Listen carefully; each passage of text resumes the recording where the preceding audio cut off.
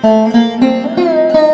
आपका जीवन बीत चुका है, कहते हैं जो बीत गया है वो दौड़ ना आएगा। जो बीत चुका उसकी छोड़ दीजिए। आगे आने वाले जीवन को अगर आप अपने संभालना चाहते हैं, अपने जीवन में सभी सुख सुविधाएं पाना चाहते हैं, अपने जीवन को अगर आप लग्जरी बनाना चाहते हैं, तो इस प्रोग्राम को शुरू से लेकर अंत तक देखिए, क्योंकि आज जो मैं चर्चा करने वाला हूं और आपको जो समझाने वाला हूं, वो समझाने वाला हूं केतु महाराज को लेकर। केतु महाराज 29 मार्च को माघा नक्षत्र में पहुंच रहे हैं, अर्थात 18 वर्षों के बाद में एक महाबदलाव, एक सबसे बड़ा बदलाव आपके जीवन पर होने जा रहा है। आज इस जैसा हमने आपको प्रारंभ में ही बताया ना कि जो बीत गया है ना उसकी तो नहीं कह सकते हैं, लेकिन आगे आने वाले जीवन को आप संभाल पाएंगे। कैसे? केतु महाराज को समझकर। जिस तरीके से राहु महाराज का रोल है वैसे ही केतु महाराज की अभी है। जैसे आपको एक एग्जाम्पल फॉर मैं बताता हूं कि आप जैसे भगवान ने आपको जन्म दिया, ठीक, आप इस धरातल पर आए हैं, इस धरातल पर आए हैं, आप ये देखते हैं ना कि पत्नी के लिए आपका क्या रोल है, बच्चों के लिए आपका क्या रोल है, माता पिता के लिए आपका क्या रोल है, भाई बहनों के लिए क्या रोल है, तो सबके साथ एक एक रोल आप अदा कर रहे हैं ना।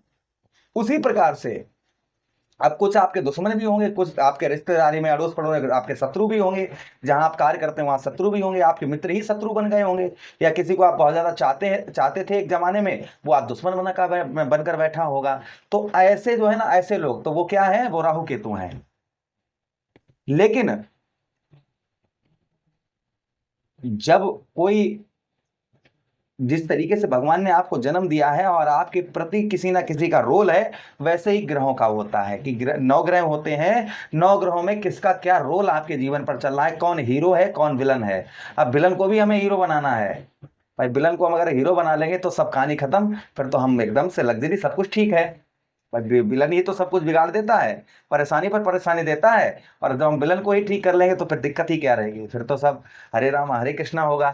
तो आज जो हम चर्चा करने वाले हैं राहु महाराज की, वो आपको हम इसी बात को समझाने वाले हैं कि एक तो 29 मार्च को केतु महाराज अपने नक्षत्र माघा में पहुंचेंगे, पहली चीज ये है। और माघा में केतु महाराज के पहुंचते ही एक बड़ा चेंजेस आपको देखने को मिलेगा। देखिए माघा की जो राशि है वह सिंह राशि है। माघा का जो नक्षत्र है वह पितरों का नक्षत्र, जो माघा नक्षत्र है ना, ये पितरों का नक्षत्र है। इसलिए पितरों का भी आपको आशीर्वाद प्राप्त होता हुआ नजर आएगा, पितरों का भी आशीर्वाद आपको मिलता हुआ नजर आएगा। एक एक बात की हम बहुत विस्तार पूर्वक देखिए। एक चीज हम पहले ही आपको बता दें कि प्रोग्राम लंबा होगा, ये पहले लिख लीजिएगा। अभी तक आप हमारे छोटे छोटे प्रोग्राम देखते रहे, लेकिन अब जो प्रोग्राम आपको देखने को मिलेंगे हमारे इस चैनल पर, वो थोड़े थोड़े लंबे होंगे। लंबे का मतलब बोरिंग वाला नहीं, जो आपको बताया जाएगा ना वो आपके जीवन काल से जुड़ा हुआ बताया जाएगा।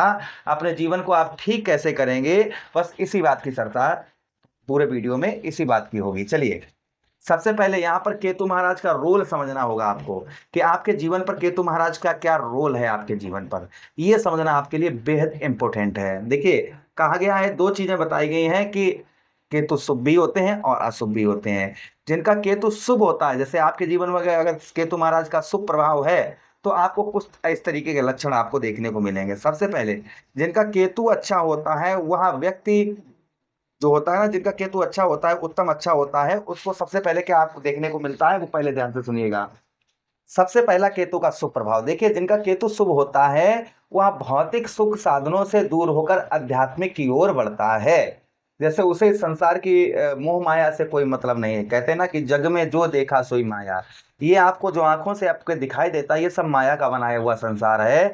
जिस तरीके से मकड़ी जाला बनाती है और उसी जाले में फंसकर अपने प्राण दे देती है, तो ये क्या है, ये माया है। ऐसे व्यक्ति जो है ना इस मोह माया को छोड़कर भगवान के प्रति श्रद्धा और विश्वास उनका बढ़ जाता है, वो ये सब भौतिक सुख साधन छोड़कर भगवान के चरणों में लीन हो जाते हैं। ये पहला प्रभाव देखने को मिलता है जिनका केतु शुभ होता है, जैसे श्री संत प्रेमानंद जी हो गए।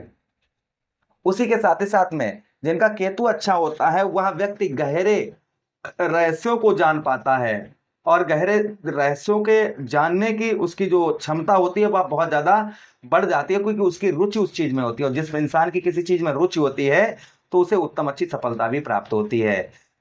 यह मोक्ष का कारक है, इसलिए व्यक्ति को सात्विक विचार और परोपकार की भावना बढ़ती है। यानी कि दूसरे के प्रति जैसे परोपकारी, जैसे महात्मा बुद्ध थे, ऐसे परोपकारी जो है इंसान होता है। ये पहला प्रभाव देखने को संभवतः ही मिलता है जिनका केतु उत्तम अच्छा होता है। उसी के साथ ही साथ आगे हम आप बताते हैं केतु महाराज का जो प्रभाव और देखने को मिलता है, शुभ प्रभाव, वह ये मिलता है कि जिनका केतु उत्तम अच्छा होता है वह व्यक्ति तीव्र अंतर्ज्ञान यानी कि बहुत ज्यादा ज्ञानी होता है। उसकी छठी इंद्रिय एक्टिवेट हो जाती है। जैसे हमारे मित्र धीरेन्द्र कृष्ण शास्त्री जी हैं, जिनको जिनको जो है छठी इंद्रिय का ज्ञान है, वो आगे की होने वाली घटनाओं के बारे में ही लोगों को बता देते हैं।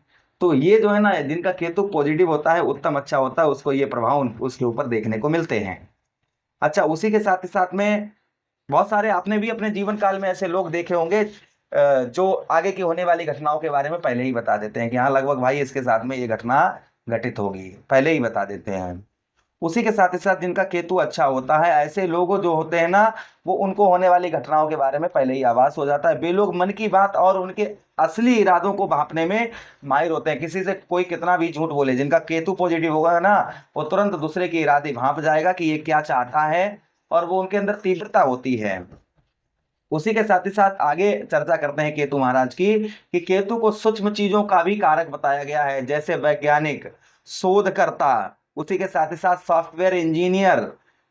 ऐसे लोग जो है ना, इन चीजों में बहुत ज्यादा उनको सफलता प्राप्त होती है। उसी के साथ ही साथ जिनका केतु अच्छा होता है, वह जटिल से जटिल यानी कि बड़ी से बड़ी समस्याओं को बहुत बारीकियों से ध्यान देकर ऐसी समस्याओं को चुटकियों में सॉल्व कर देते हैं, जिनका केतु अच्छा होता है। अचानक से धन का लाभ और विजय प्राप्त होती है। कुंडली में अगर तीसरे भाव में, छठे भाव में और एकादश भाव में अगर केतु आपके बैठे हुए हैं, तो शत्रुओं पर बहुत आसान तरीके से विजय प्राप्त होती है। उसी के साथ ही साथ में आगे हम चर्चा करते हैं केतु महाराज का और कोई प्रभाव जो देखने को मिलता है, शुभ प्रभाव, वह ये भी मिलता है उसे पैतृक धन का तथा पैतृक भूमि का उत्तम अच्छा लाभ होता है। उसी के साथ ही साथ में व्यक्ति जो है ना, जिनका केतु अच्छा होता है, वह और भी और भी चीजें बताई गई हैं। केतु जिनका अच्छा होता है वह बुद्धिमान होता है, अपनी बुद्धि के द्वारा उसे सफलता प्राप्त होती है। साथ ही साथ में जिनका केतु अशुभ होता है ना, उसको क्या होता है, देखिए जिनका केतु शुभ होता है उसको और भी लक्षण बताए गए हैं कि शुभ केतु के, कि ऐसे व्यक्ति साहसी और निडर होते हैं, कोई भी कार्य करने में डरते नहीं है। कोई भी, चाहे कैसी भी किसी प्रकार की भी कोई भी उन पर परेशानी या दिक्कत आए, उसको वो चुटकियों में सॉल्व कर लेते हैं। अच्छा, उसी के साथ ही साथ में अशुभ केतु के क्या लक्षण हैं, वो भी ध्यान से सुनिएगा। जिनका केतु अशुभ होता है, जिन पर केतु महाराज का अशुभ प्रभाव होता है, वो लोग कैसे होते हैं। शुभ केतु को तो आपने समझ लिया कि शुभ, जिनका केतु शुभ होता है तो ये लक्षण होते हैं, लेकिन अशुभ केतु के लक्षण क्या होते हैं वो ध्यान से सुनिएगा। जिनका केतु अशुभ होता है ना, सबसे पहले शारीरिक कष्ट परेशानियां उसे होती हैं। शारीरिक कष्ट परेशानियों में बेचैनी बहुत ज्यादा होती है, नींद नहीं आती है, इंसान को अकेलापन महसूस होता है, एलर्जी होती है, जोड़ों का दर्द होता है, पैरों में चोट लगने की संभावना बहुत ज्यादा बन जाती है, जिनका केतु अशुभ होता है, यानी शारीरिक कष्ट परेशानी में। वहीं पर मानसिक भ्रम और अनिर्णय, जैसे जिनका केतु अशुभ होता है, वह व्यक्ति जो है कोई भी निर्णय लेता है, किसी प्रकार का कोई भी निर्णय ले, तो उस निर्णय में सिर्फ उसको असफलता ही प्राप्त होती है और जल्दी कोई निर्णय नहीं ले पाता है, क्योंकि वह हमेशा कंफ्यूज्ड रहता है, जिनका केतु अशुभ होता है। उसी के साथ ही साथ में वह हमेशा अंदर से बेचैनी उसके होती है कि यार पता नहीं अब क्या होगा, कैसे करें, उसके अंदर बेचैनी बहुत ज्यादा रहती है। बेचैनी के साथ ही साथ में बेवजह का डर बना रहता है, कि मतलब हमेशा ही अंदर से कोई सब कुछ नॉर्मल है, फिर भी वह व्यक्ति हमेशा डरता रहता है। जिनका केतु अशुभ होता है तो उनको शारीरिक कष्ट परेशानी में गुप्त रोग भी बहुत ज्यादा परेशान करते हैं। उसी के साथ ही साथ अशुभ केतु के कुछ और लक्षण बताए गए हैं परिवार में। जिनका केतु अशुभ होता है, वहां अपनों से दूर रहने की उसकी जो है एक रुचि हो जाती है। वो अपने परिवार के साथ नहीं रहेगा, वो कहीं दूर रहेगा, सब कुछ छोड़ छाड़ कर, परिवार से उसे कोई मतलब नहीं, ना परिवार जैसे वो ये समझेगा कि मेरा परिवार है ही नहीं, वो ये समझता है जिनका केतु अशुभ होता है। परिवार के सदस्यों से, विशेषकर संतान या भाइयों से या पिता के साथ में उसकी बहुत ज्यादा मतभेद रहती है। ऐसे लोगों से कभी भी उसकी बनती नहीं है। व्यक्ति समाज में कटने लगता है और अकेलेपन का शिकार हो जाता है, समाज से वह दूर हो जाता है और वह जो है अकेलेपन में अपने जीवन बिताना शुरू कर देता है, यानी अपने आप को कमरे में बंद कर लेता है। आर्थिक जो है ना अस्थिरता बताई गई है। व्यापार और नौकरी में अचानक से रुकावटों का सामना करना पड़ता है। निवेश में गलत फैसले लेना, जिसमें भारी नुकसान का सामना भी उसको करना पड़ता है। यानी कोई भी निवेश करता है उसमें सही निर्णय ना लेने के कारण जो निवेश पूंजी होती है यानी जमा पूंजी होती है वो भी किसी जैसे दिमाग में आया ये कार्य कर लें वो कार्य कर लें, उस चक्कर में उस कार्य में जैसे लालच आ गया तो उसमें लगा दिया तो पैसा भी चला गया और कोई भी काम नहीं बना। बने बनाए कार्य जो होते हैं वह अंतिम समय पर विफल हो जाते हैं, जिनका केतु अशुभ होता है। बने बनाए जो कार्य होते हैं वह अंतिम समय पर बिगड़ जाते हैं। उसी के साथ ही साथ में बताया गया है कि व्यापार या नौकरी में अचानक से रुकावट का सामना करना पड़ता है। मेहनत का पूरा फल नहीं प्राप्त होता है, यानी कि मेहनत का पूर्ण तरीके से फल प्राप्त नहीं होता है। केतु जो है ना, केतु को और बताया कि जिनका केतु बहुत ज्यादा पीड़ित होता है ऐसे व्यक्ति जो है ना गलत संगत में पड़ जाते हैं, नशे आदि की लत लग जाती है। कार्यों को छोड़ वो अपने कार्यों को छोड़कर ऐसे कार्यों को करते हैं जिनसे कोई लाभ नहीं होता है, जो सही रास्ता को छोड़कर गलत रास्ता चुन लेते हैं। और साथ ही साथ में केतु जिनका अशुभ होता है वह व्यक्ति के हमेशा ही पैरों में दर्द यानी कि जोड़ों का दर्द हमेशा ही रहता है। तो ये अशुभ केतु के लक्षण थे। देखिए ये तो शुभ और अशुभ आपने दोनों समझ लिए ना। अब आप खुद समझ जाएंगे केतु महाराज का रोल आपके जीवन पर क्या है, अच्छा है या बुरा है। अब यहाँ पर ध्यान से सुनिएगा, केतु महाराज को रिश्तों में भी बताया गया है। क्या बताया गया है केतु महाराज को? केतु महाराज को लेने वाला भी बताया गया है और देने वाला भी बताया गया है। लेने वालों में आपका लेने वालों में आपका भांजा हो गया है, आपका दामाद हो गया है। भाई भांजा क्या करता है, भांजे को कोई दिक्कत होती है तो कहते हैं मामा यार इस समय पर दिक्कत चल रही है प्लीज हेल्प करो मामा यार। या भांजा होता है, भांजा भी ये फोन करता है, वो दामाद ये फोन करता है पापा इस समय बहुत ज्यादा दिक्कत चल रही है प्लीज हेल्प करो। इसी प्रकार से ये लेने वाले में हो गए और देने वालों में आपका साला हो गया है और आपका मामा हो गया है।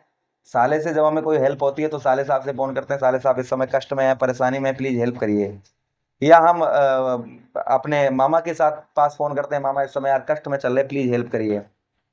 तो ये लेने वाले में भी केतु महाराज को बताया गया और देने वालों में बताया गया। अब ध्यान से सुनिएगा, आपके अष्टम भाव पर, आपके उस भाव पर सबसे पहली चीज जो आपको 29 मार्च के बाद में देखने को मिलेगी कि तंत्र मंत्र आप पर किसी ने कर रखा था वह उसका काट होता हुआ नजर आएगा। कुछ भी करने की जरूरत नहीं, वह काट आपका हो जाएगा। किसी ने आप पर तंत्र मंत्र किया है उसका काट होता हुआ नजर आएगा। गूढ़ विद्याओं में यानी कि वो विद्या आपके अंदर जागृत होती हुई नजर आएगी, क्योंकि पूरा तत्व भाव आपका अष्टम भाव है। इसलिए आप जो है ना दूसरे के बारे में बहुत जल्दी समझ जाएंगे कि ये व्यक्ति क्या सोच रहा है, क्या करने वाला है।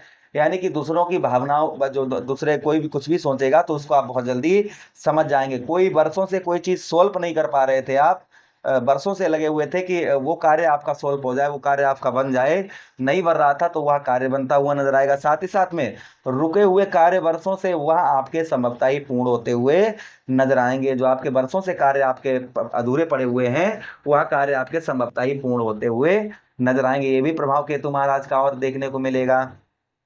उसी के साथ ही साथ में रुका हुआ पैसा, फंसा हुआ धन आपको प्राप्त होता हुआ नजर आएगा। विदेश से आप जहां पर आप या फिर आप अपने जन्म स्थान से दूर रहते हैं तो भी आपको काफी उत्तम अच्छा लाभ इस बीच में आपको संभवतः ही देखने को मिलेगा।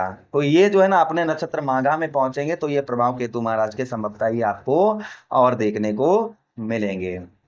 केतु महाराज को प्रसन्न करने के लिए क्या उपाय करना चाहिए?